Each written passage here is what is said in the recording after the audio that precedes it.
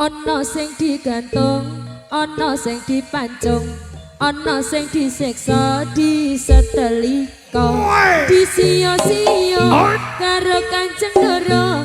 Ndara kurang ajar, Ndarane klajikan.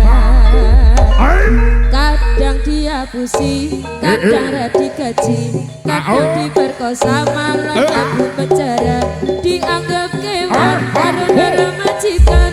Majikane edan ora mangan sekolah.